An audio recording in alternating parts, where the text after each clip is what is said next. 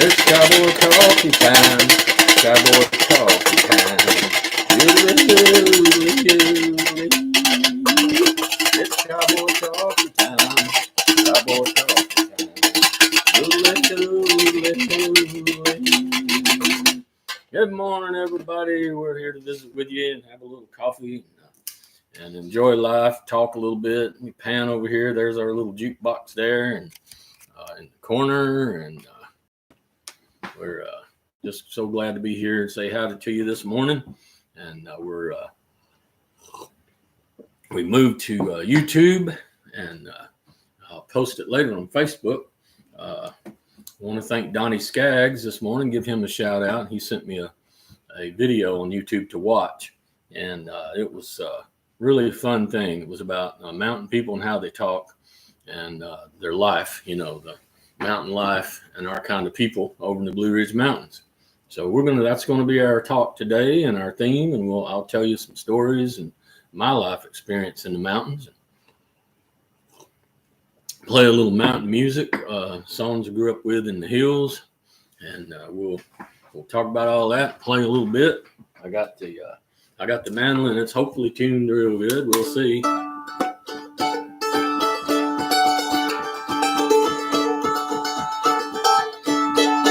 So we'll do a little tune here in a little bit, a few songs. Got the guitar sitting over here too, and it's ready to go.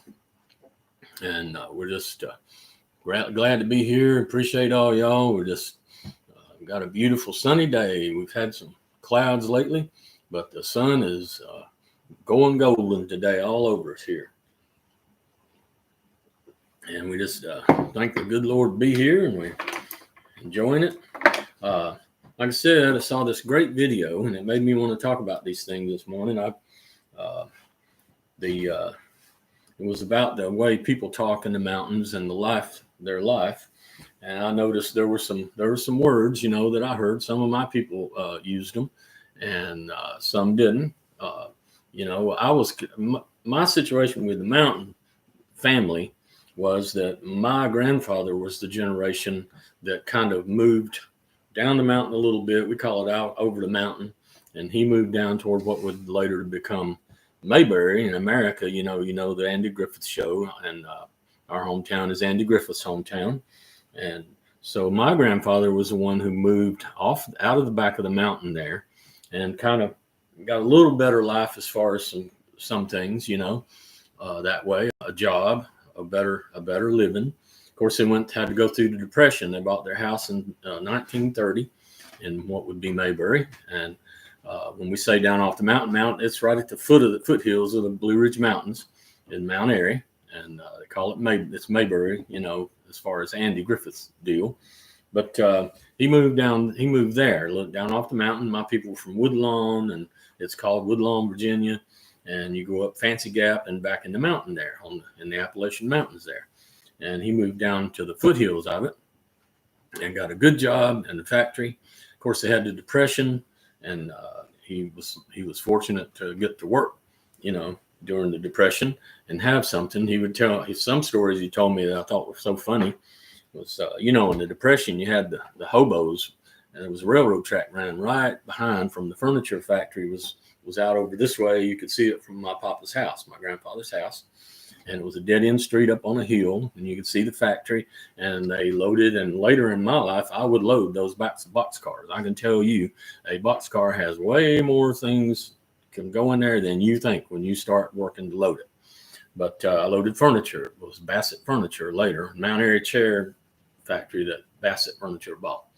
But anyway, they had the railroad track right behind him. Well, hobos in the Depression would... you know, at that time, it was not just a spur, but it ran through. So they were traveling. And he said when hobos would come up during the day, let's get a little warm here, get this off. But they would come up during the day, maybe just hoping to get a piece of chicken or a biscuit. And my grandmother was scared of them, and she would run in the house and lock the door. So the poor hobos wasn't getting no food from my grandmother. But I know as a kid, I used to play in those boxcars when I was a kid on Sunday. And that led to songs like Train Yard Blues. They had a train yard there and a train depot, and it was operating then. Not as much when I was a kid as they tell me in the old days, but it was still running. There was mostly freight being hauled out of there from the factory. But in the days before my time, it was trains and it was regular, and there was a lot of stuff going on through there and moving on to Virginia and everywhere. And but my family. So I grew up. Part of my as a kid, we're mountain people. But I grew up in the foothills down there, and it's more like small town life. But it was right. You're nestled right against the Blue Ridge Mountain right there. You come down Fancy Gap. Nowadays it's I-77 over there too. It's real fast. I prefer to go up the old road, but Fancy Gap they call it. There's Piper's Gap, Willis Gap, and Fancy Gap's one well known, and he just nestled right there. You got Fancy Gap, Virginia, Fancy Gap, North Carolina, and then you got Cana, Virginia, and then here's Mount Airy as you come down off the mountain. And my life was, I knew 3 of my great grandparents, and they were mountain people. And, I knew 1800s people that were born in the 1800s. My great grandfather on my mama's side, my mama's daddy was, Mr. Kirkman, Oscar Kirkman, Papa Kirkman, we called him, Papa Kirkman. And she said to come from Ireland, and her mama told her, my grandmother said her mama told her that bunch come from Ireland, and in the old country in the county Cork, they were Kirk was the last name. And they got to America, and they thought they was men because it was in a new country, so they made it Kirkman. But that was kind of a little just a joke, among her mother told her a family story, But when you're little, when you're a kid, while you absorb what you're around, their personalities and their ways. So I have, and people told me I'm an old soul. Well, I absorbed it as a kid with 3 great grandparents that I was fortunate to know.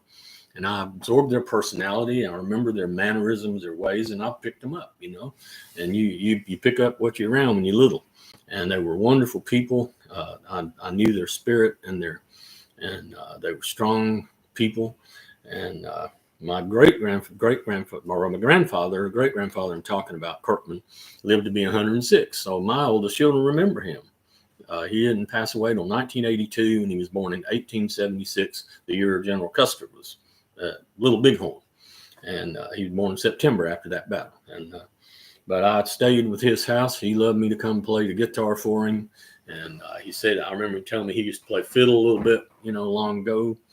He was still farming at 86 years old, and he wagon over and came out of that at 86, was okay. He still kept a garden and stuff till he was in his 90s. And I know he had to have his Dr. Pepper every day. He had 10, 2, and 4. I don't know if he had 3, but I'm just saying. That used to be on those old bottles, the old-timey Dr. Pepper bottles said 10, 2, and 4. Yeah. They say back in the day, they were saying you needed energy about 10 o'clock in the morning, 2 o'clock, 4 o'clock. But he loved his RCs till he was 106. He had to have had RCs under bed over there, and he had to have it every day. That was what he had. But he told me stories, and he told me things, about his life. And he had his little house. His little house was like a time machine to me as a boy. I mean, it had old clocks. I don't remember a TV. It wasn't modern. He had an old-timey radio, and there was old posters like from the 1800s, probably early 1900s. I mean, like a fisherman standing there throwing a line, and behind him is a big bear, and he didn't know it. This calendar, probably 1930s calendar. And just going in his house was like going in a time machine, And he was just a great little guy. He was about, oh my goodness, he was about 5'1", maybe in height. Had his little fedora hat on and a little button-up sweater he wore all the time, and just a jewel of a person. And sometimes he'd say, I don't know why the good Lord let me live so long. And he was great to be around. And I absorbed his personality. And outside of that house, and I know it's crazy, my grandmother's sister, Aunt Maggie, and Aunt Maggie was something. Oh, that woman could make a cake. Ooh, Lord of mercy. I'd be slipping around as a boy when we had the church socials in the park. I'd be slipping over there, getting a piece of that coke. But Aunt Maggie was something. And when she'd get in church praising God, and that woman would turn. I mean, she was something. But Aunt Maggie's husband, Uncle William Branch, now he was a preacher, and he took the word of God in the woods in the late 1800s, early 1900s. He'd preach on stumps and what they call brush arbors, where they built up with sticks, made hut kind of things, they say brush arbor and coverings. Sometimes he'd preach there, and but anyway, somewhere along the way, a circus came through, or a carnival, and he at some point acquired a monkey, a chimpanzee. Now, when you're a kid in the Blue Ridge Mountains of North Carolina, the last thing you expect is a monkey come down out of the tree after you. And I'd get out playing. It was chained over next to Papa Curtin's house, and there was old A models rotting over here and rusting in the woods. And I loved playing in them, man. I was Bugsy Siegel, and I had doing those things, enjoying playing as a kid in those old timey A models. And so anyway. I'd forget about that monkey. He had him chained. Somehow he had him tethered in the tree. I don't know, but man, you'd forget that thing when you was a kid, and all of a sudden that thing comes screaming down out of that tree after you, and you'd be running. I mean, you wasn't even looking back. You'd getting out of Dodge, And my grandmother hated that thing. She was scared of that monkey. But anyhow, you don't expect that, around there, but in that kind of community. There was a dirt road then, and it may still be a dirt road. Called it Shelton Town where I lived. And my cousin Randall, now he had a go-kart, but it wasn't something fancy. It was a piece of wood that his daddy made and put a little lawnmower motor on the back. And man, I thought I was Richard Petty and race car drivers. I'd go down through there tearing the dust up. And so some of the old ladies, they'd be going, getting my asthma up. But just great people. They were. My Aunt Elvie, we call her. Well, she'd been my great aunt. But her and her husband, they lived in this house. I remember she had a big pot in there. I mean, these were mountain and country people. She had a big pot in the fireplace. It's a big old black pot. And I remember her cooking with all that and cooking. Just these women were great cooks. And just the way of life, was a well outside, pull the water up, roll water up in the pail. And there ain't nothing better than good, clean well water, I'll tell you. And I remember my great-grandmother Farmer, which is my grandmother I was talking about, her daddy that was 106. Well, her husband was my grandfather, of course, Papa Coy. Coy's daddy was an iceman. He would roll through the mountains. It's been about 1919. Papa's about 10 years old. And he'd go with his daddy and deliver ice for the ice machine, the ice box, they called it. It was just a box. You put a block of ice in there and set your butter on it and stuff. That was a refrigerator then. And his daddy was the ice man. And we ain't talking about Top Gun movie, But he told me those stories. But I remember his mama, Grandma Farmer, which would be my great-grandmother. And she's another great cook. And, that's why I'm a healthy boy. I grew up with some mountain cooking women, I'll tell you now. And my wife, too, she's a great cook. So I have to stay working. But anyhow, I remember her, and I remember being at her place over the mountain. And, man, they had a spring house. And the spring house now sits over a creek. And it's cold mountain. This was back in the mountain. I mean, steep came down the creek, and right over that they built a little building, a little square building with a door on it.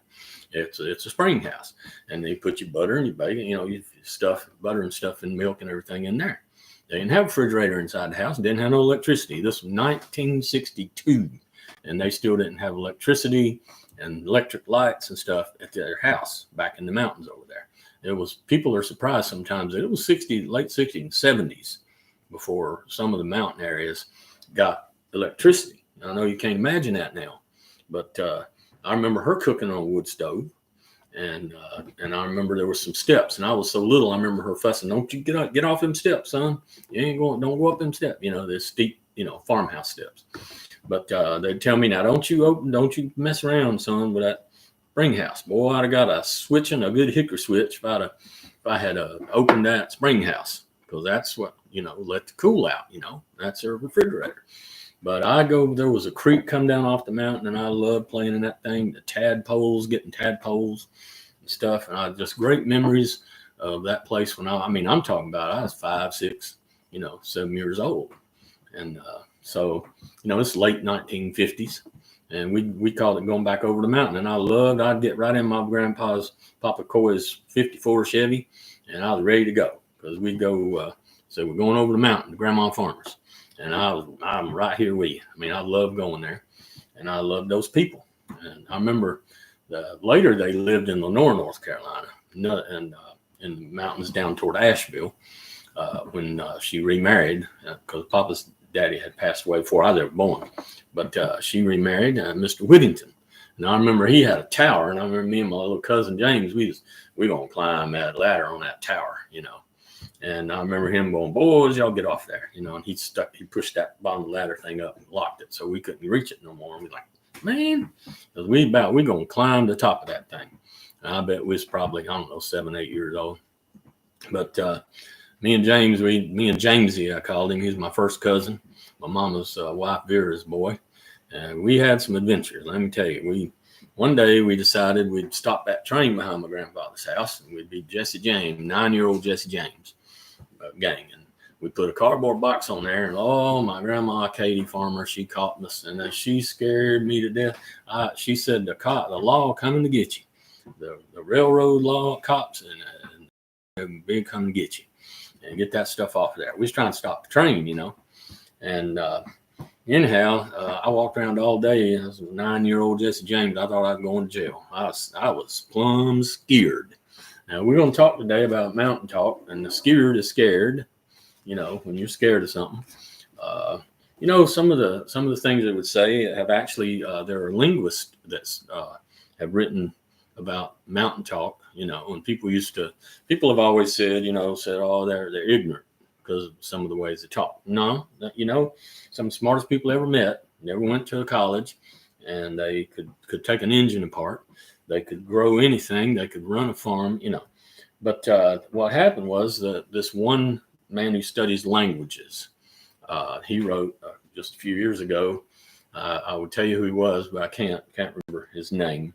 But I read it online one day, where a lot of these words came from, because we're Scots, Irish, and English, but there's a word like they'd say, if you're going to say, well, I knew that, you guys would probably say, well, I knew that was going to happen. I remember some, not my grandparents' father didn't use a lot of these words, but his parents did, and his uncles, and cousins in our family in the mountain, they would say, I knowed it, I knowed.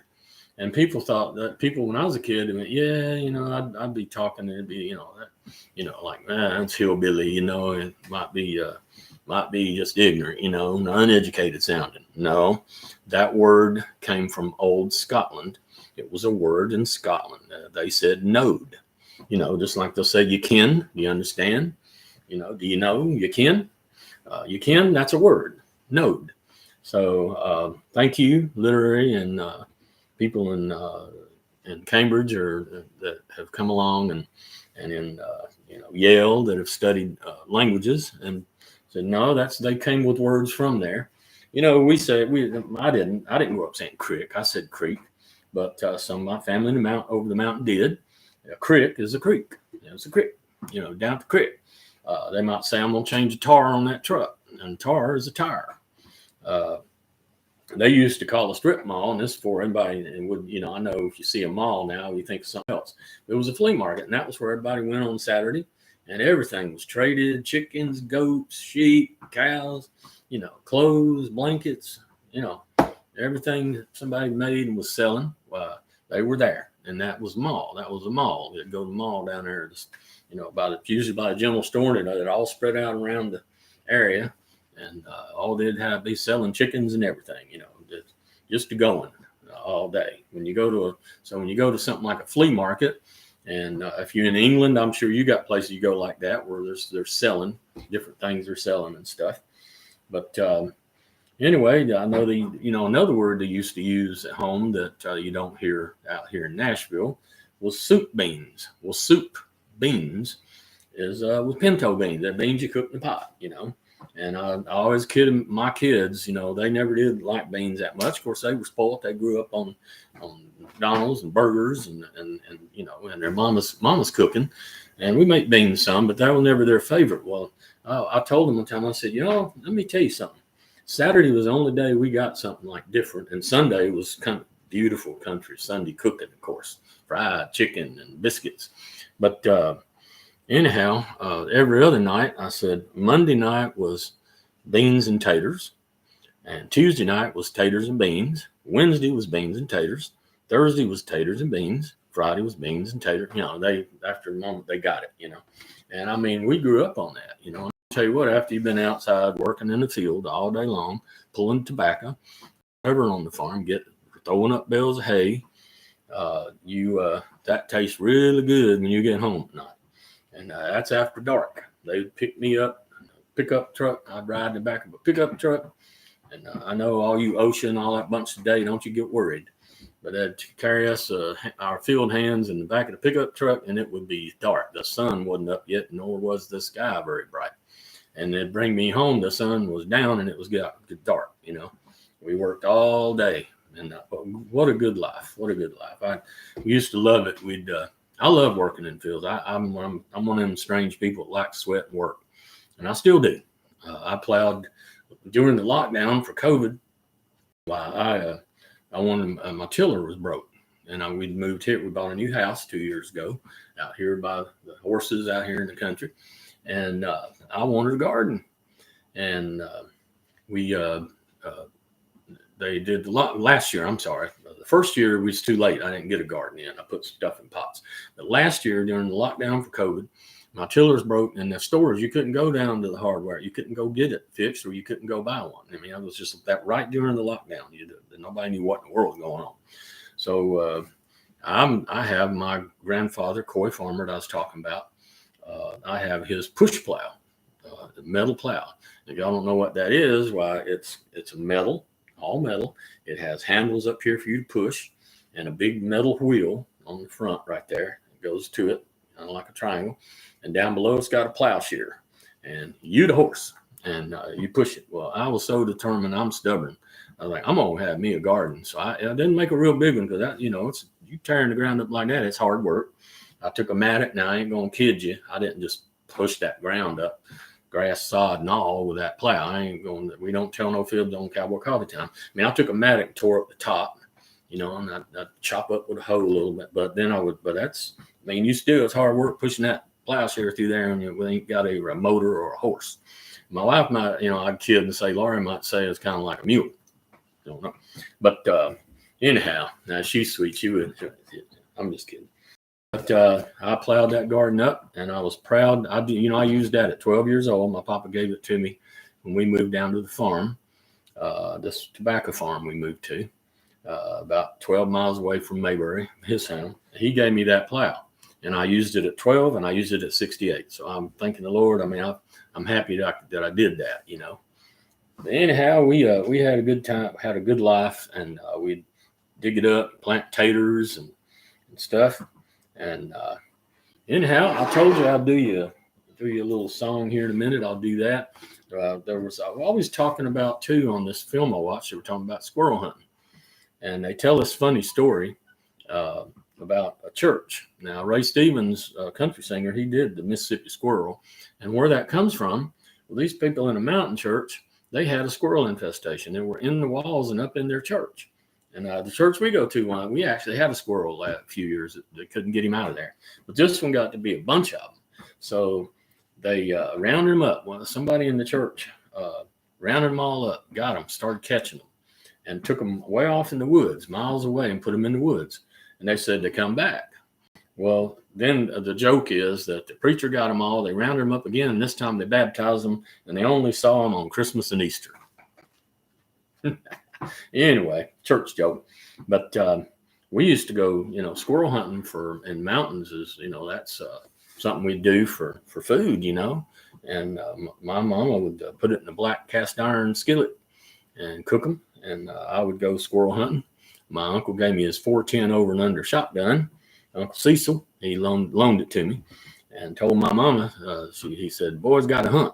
So I'd bring some squirrel in. My papa was real proud of me of catching the squirrel, and I'd get him muscadines that grew wild up in the tree on the vine. He loved muscadine. And I would take it back to him, and he'd make jelly, and we'd get a jar of jelly from him. And right now, my friend Ricky Easter in Mount Airy, Mayberry over there is sending me some muscadine jelly. Thank you, Ricky. And I was going to play this little tune. Here's a little thing that Ricky taught me. Now, I don't know if I still play it, but when we were teenagers, he taught me this, and it's a mountain song, a mountain tune that you pick, and it's called Floppy-Eared Mule.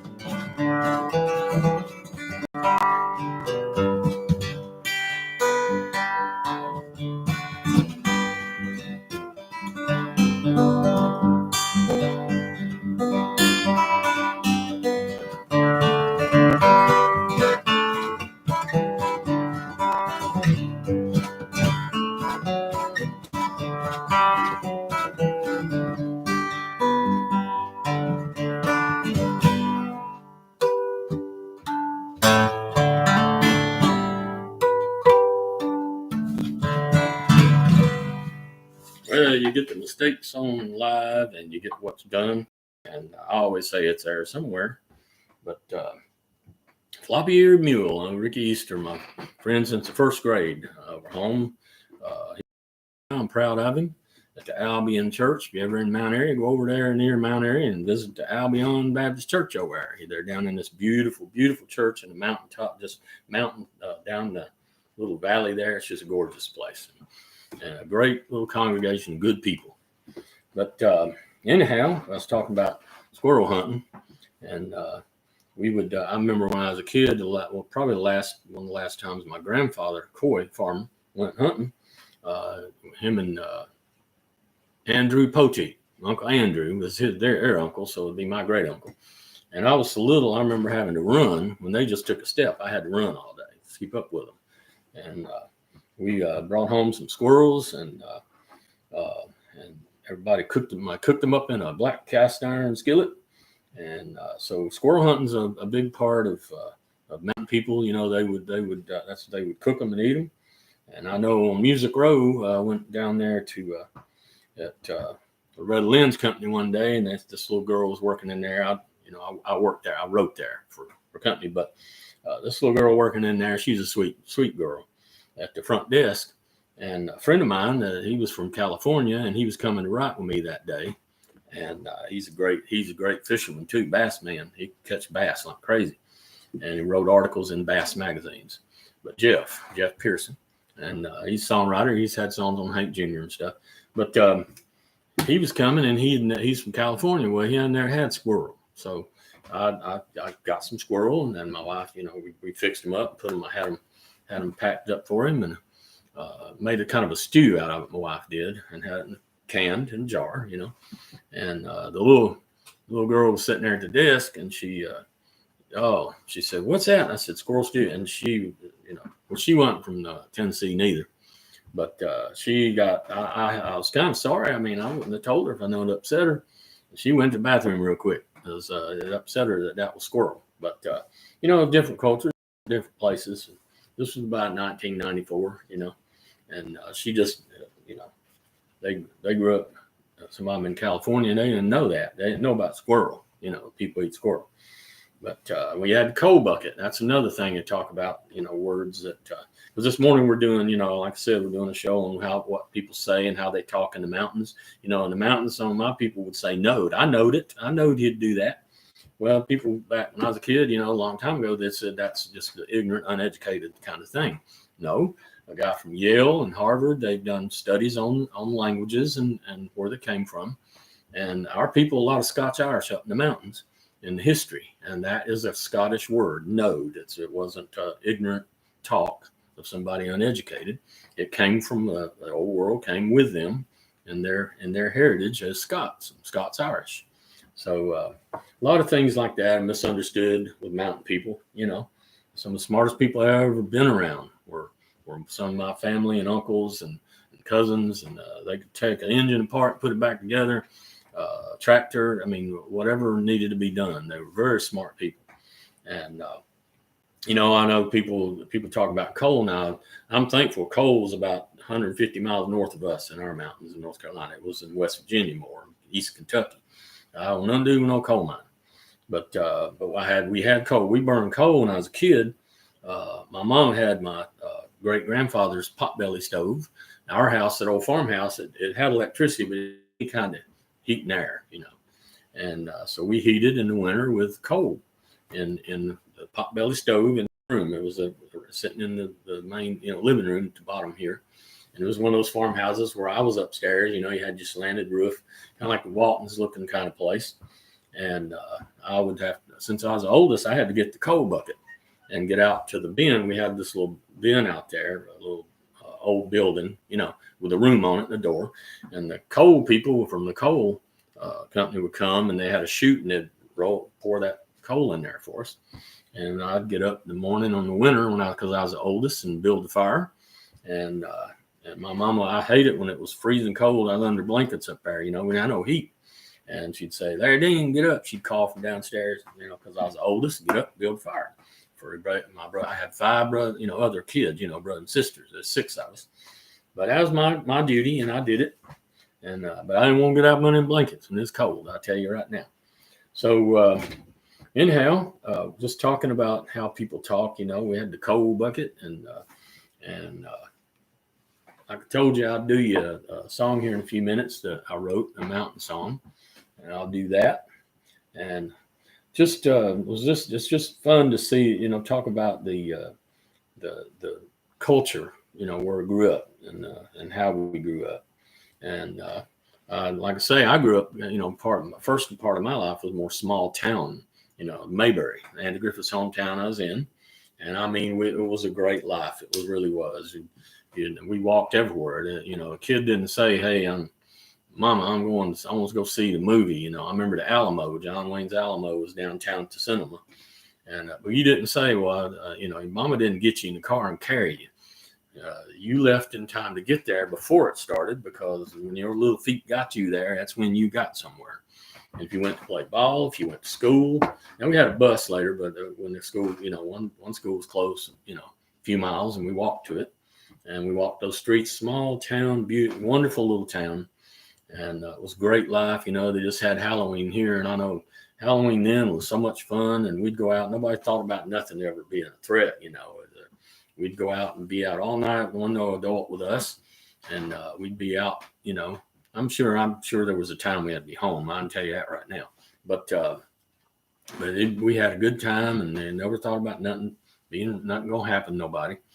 And it was just a small town life. I would walk to go play ball. I'd walk to go to the movies, and I'd walk to go get a haircut. And we had the stores like Red Carter's Grocery, and it had it was like these little blue pellet stuff on the floor, on this wood floor. And you'd walk in, and there was a pop box there. They called it, one of the Coca-Cola pop box. You open the top of it, and they're all down in there, the coats, and you had the knee-high grapes, knee-high stuff. You had moon pies over here and RC colas, and just all, get you back in the back. He had a counter, a butcher counter, and he would make. I mean, would make up stuff. He was a butcher. He actually was. Red Carter that owned the store, and he'd be cutting up stuff for people what they's ordering and coming to get, or make you a bologna sandwich, fresh. And you stand in the store, and everybody come there and talk, and they'd solve the problems of the world, either by just common little common sense or the good word. If you want to finish it up, the Bible, the Word of God, they'd settle it by that. And they'd all talk. And there was another store called Key's Grocery that when I was 13, but anyway, I had my little $13 guitar. And I remember one winter night, we was on the way home. This is after we moved down to the farm, about 12 miles out of Mayberry, and toward Pilot Mountain, or Mount Pilot, Andy called it in his show, but down that way, anyway, we moved down there, on Jones Road out there in the tobacco country, farms. Well, Key's Grocery sat on Turkey Ford Road, and I remember having my guitar in there, and there was old man Key. He was a little crippled, but didn't stop him from playing the fiddle, and he played it just like Hank Williams Sr.'s fiddle player, Jerry Rivers. I mean, so I was in heaven because I loved Hank Williams stuff. So I'm standing there playing my $13 guitar, singing Your Cheating Heart, and I got a fiddle player playing exactly on the Hank Williams records. So, that was, oh man, it was great. And he was one good fiddle player, I'll tell you right now. But we would used to love that. We'd get around that. It was snowing outside. It was a beautiful night. The front window of the store, and you got people standing around, and we'd stand there and play. Might whoop out a mandolin and do a song like this. I was walking early this morning up the path to our little cabin home, and I was thinking the years have passed, dear, I'm growing old, and soon I'll be gone. I won't need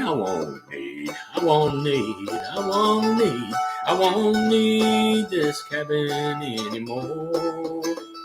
I won't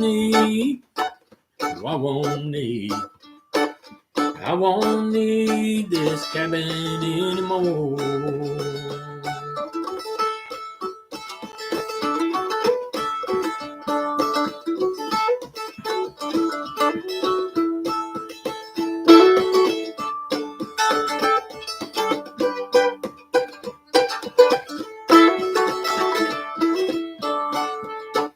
Looking out the cabin window, Smoky Valley stretched out below. When the angels come and take me, I'll go higher than this mountain when I go. And I won't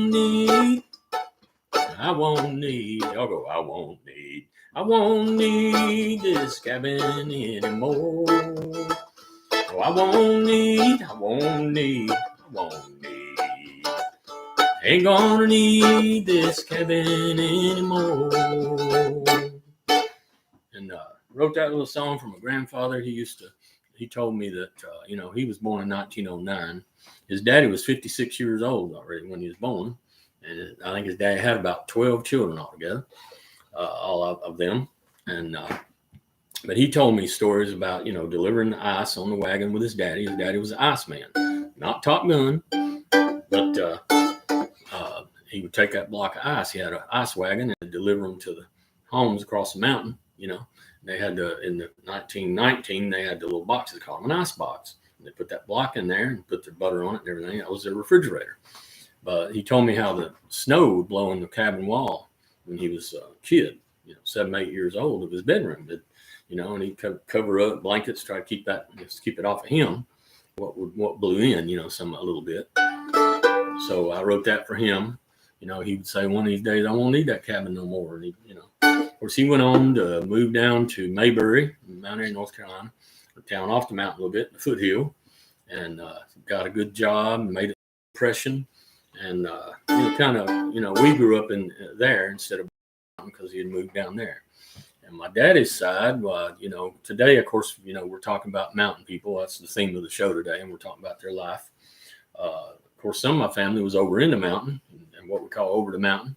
And we go back in there toward Woodlawn, Virginia, Hillsville, Virginia, the Appalachian Mountains, and we go visit my grandma farmer over at Woodlawn. And of course, they didn't, like I said earlier, they didn't have electricity in 1962.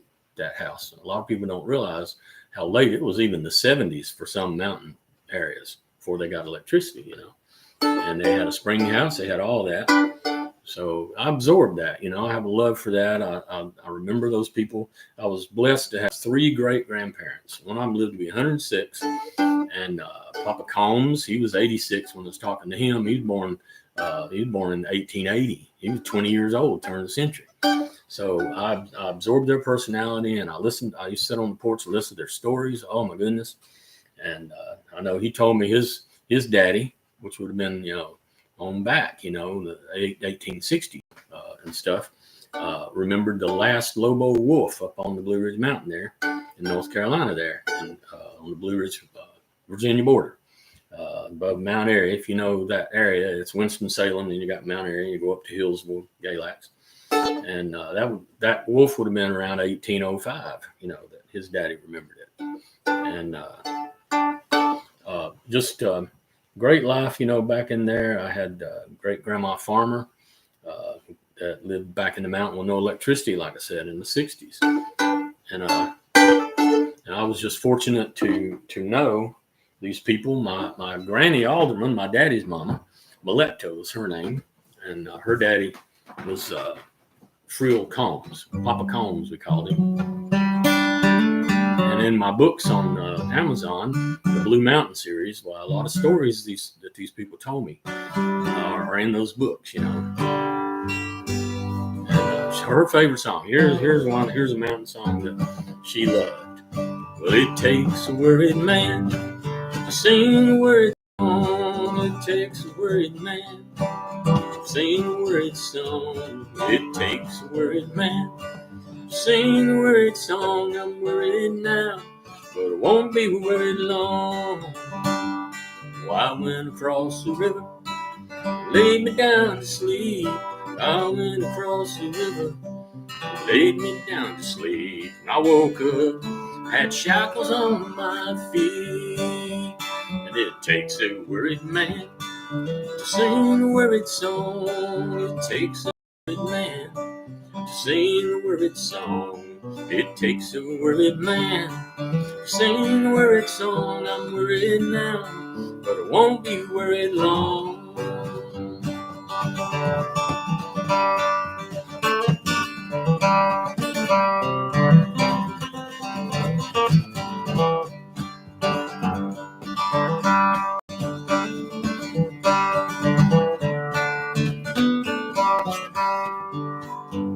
Well, 21 links of chain wrapped around my leg. There's 21 links of chain wrapped around my leg. On each link, the initial of my name. Well, it takes a worried man to sing a worried song. It takes a worried man to sing a worried song.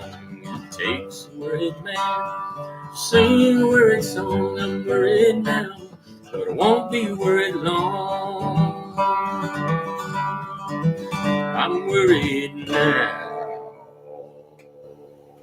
but won't be worried long.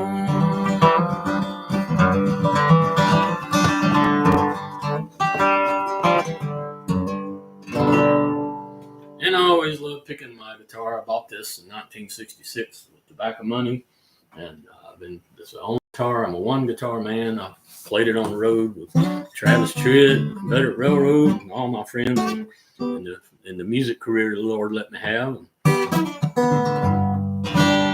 And I wrote songs with it at Loretta's for 14 years while I wrote for Coal Miners Music. So it's been a great guitar. Had a little work done, fix it up a little, over years, but I don't have the pick guards. I've got a little Willie trigger thing kind of going on with it. Not that I'm a Willie Nelson picker or nothing, but somebody told me, I know one time I played at church, over the years too, and one that's real well-meaning. I mean, the man meant well, and it was good, but he saw all this old scratches and there to know. But he saw the things, the years on the guitar, and he walked up one night at church. He said, Larry, he said, man, I got this beautiful guitar. I don't even know how to play one. And he said, I'd give it to you. And I thought it was awful nice. But I guess you don't understand. See, I look at that. It's got the mileage of my life on it there. Are you looking at my life? When I can see all the road, I can see my life on that guitar. So, no, that's my guitar. That's good enough right there. But it was very kind of him. I'm sure it was a guitar. But it wouldn't have felt right playing another guitar. Not after all these years, since 1966. So I'm kind of attached to it. But anyhow, I want to also mention the new book that I wrote, one called Bear. It's time to tell a little bit, sell a little bit, or advertise. But one called Bear is out on Amazon, and hope you'll pick it up on Barnes and Noble. They have picked 2 of my books up from of the 6 of the Blue Mountain series on Barnes and Noble. Barnes and Noble, you can put your books on Amazon now. Okay, you can publish on Amazon. But Barnes and Noble, you don't stick it on now. Their editors decide what they want. So I hope they'll get some more. They've got Blue Mountains of Dan, book 1, and they've got the book before this, Clinging Dirt, Breathing Air, on Barnes and Noble. And boy, I appreciate it so much. It's great. Seeing some sales on there. But one called Bear is out on Amazon, and you can get it from me direct too. Get in touch with me. Signed autographed copy. But they got time traveling bear in the Blue Ridge Mountains and the ancient myths of time and antiquity. So you go time travel put in there, and I work around true history of the mountains in North Carolina, Virginia, where I'm from.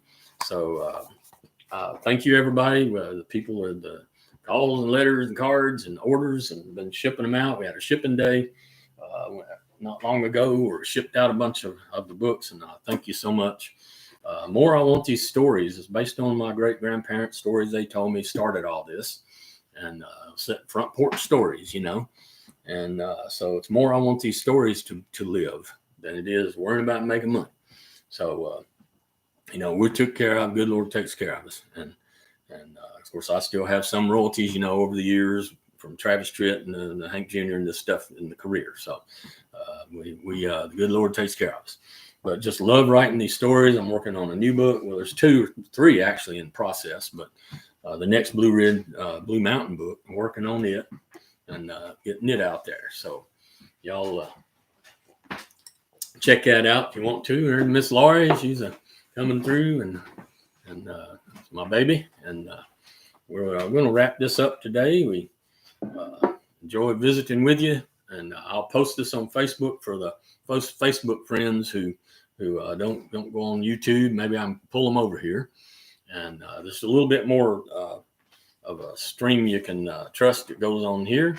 So we appreciate y'all, and we're gonna say have a great day, and we'll wrap her up. Cowboy Coffee Time. See you next Thursday, good Lord willing, 9 a.m. Central Time, 3 p.m. UK and England. Thanks to all my friends in England and Norway and people for your support. We appreciate you and love you. And y'all have a great week. It's Cowboy Coffee Time. Cowboy Coffee Time. Yodeling, yodeling, yodeling. Cowboy Coffee Time.